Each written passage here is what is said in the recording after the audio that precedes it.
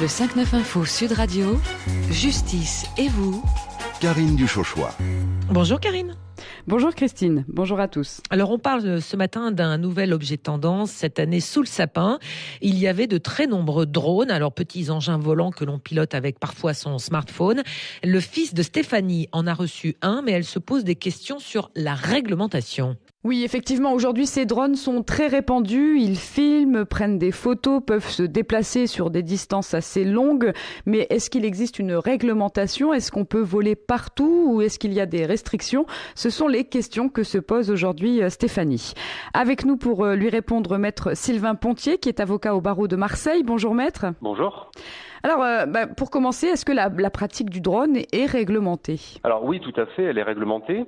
Il y avait d'ailleurs des lois un petit peu anciennes, mais compte tenu de l'explosion de cette pratique et du nombre de drones en circulation, notamment en France, qui est tout à fait à la pointe sur ce genre de petits engins, l'État est venu prendre 2 nouveaux arrêtés qui ont été pris le 17 décembre 2015 et qui s'appliquent à compter du 1er janvier 2016, qui réglementent l'usage de ces petits drones de loisirs.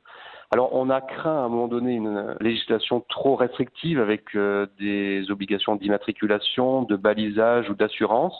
Et finalement, pour ce qui est de l'aéromodélisme, c'est-à-dire vraiment du drone de loisir, c'est-à-dire une activité non professionnelle avec des petits drones inférieurs à 2 kg, on a une réglementation plutôt souple. Alors, quelles sont les règles impératives à respecter ? Alors, la première, c'est de toujours voir son drone, c'est-à-dire qu'on doit faire du vol à vue, on ne peut pas se servir de la caméra pour se diriger sans voir son drone. La deuxième exigence, c'est qu'il est interdit de survoler l'espace public en agglomération. Donc vous ne pouvez pas utiliser ce type de drone en ville et en tout état de cause, il est interdit de survoler des personnes compte tenu du danger que ça peut occasionner. Par ailleurs, la hauteur maximale est de 150 mètres de haut, ce qui est tout de même relativement important pour éviter de croiser d'autres aéronefs de type avion ou hélicoptère. Et enfin, il est interdit d'utiliser les drones à côté des aérodromes. D'accord, il n'y a pas d'autres restrictions ? 2 dernières restrictions.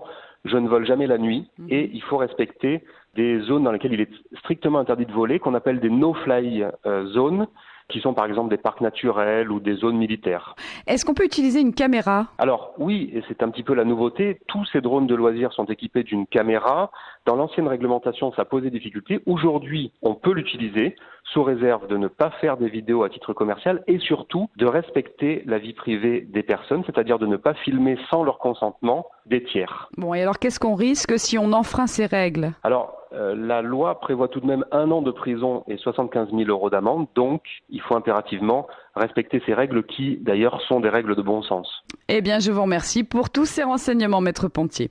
Et si vous voulez réécouter cette chronique, vous pouvez le faire sur notre site sudradio.fr.